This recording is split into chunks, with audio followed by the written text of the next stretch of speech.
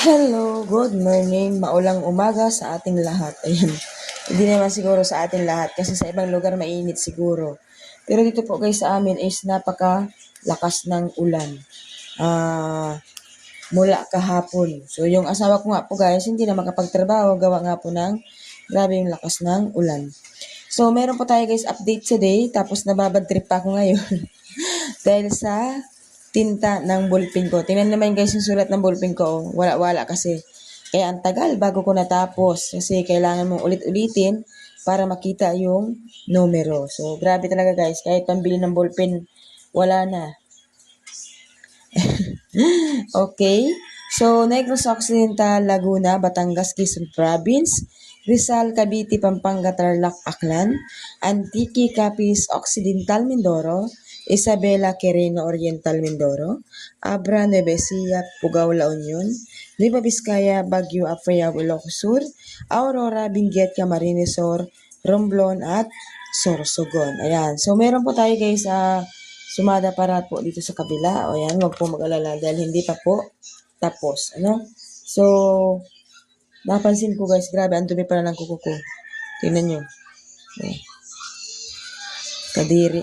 Okay, Sambales, Kalinga, Caloocan, Angeles, Bataan, Santiago City, Pasay City, Cagayan, Bulacan, Mount Province, Manila City, Olongapo, Marikina, Ilocos Norte, Camarines Norte, Quezon City, Las Piñas, Catanduanes, Parañaque, Pateros, Muntinlupa, Taguig, Puerto Princesa, Naga City, Palawan, Albay, at Pangasinan. Kung mapapansin nyo dito guys, medyo ayos na yung sulat ng ballpen natin. Kasi dito, nakahanap na ako ng ballpen na dire-diretso. Kinuha ko yung ballpen ng anak ko sa bag.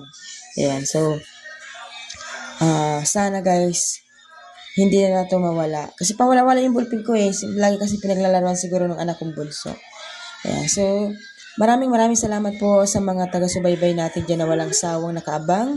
At lalong-lalo na po doon sa mga naghanap po talaga sa akin. Hinanap talaga ako.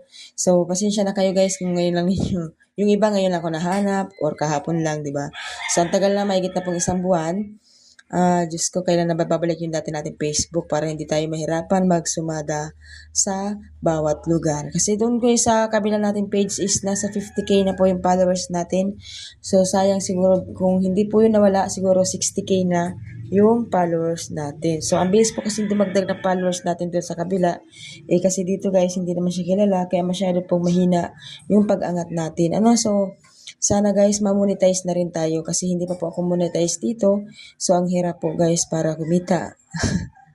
Walang kita. So, puro pagod lang. Wala naman talagang kinikita. Ayan. So, good luck everyone. Have a nice day. Good luck everyone.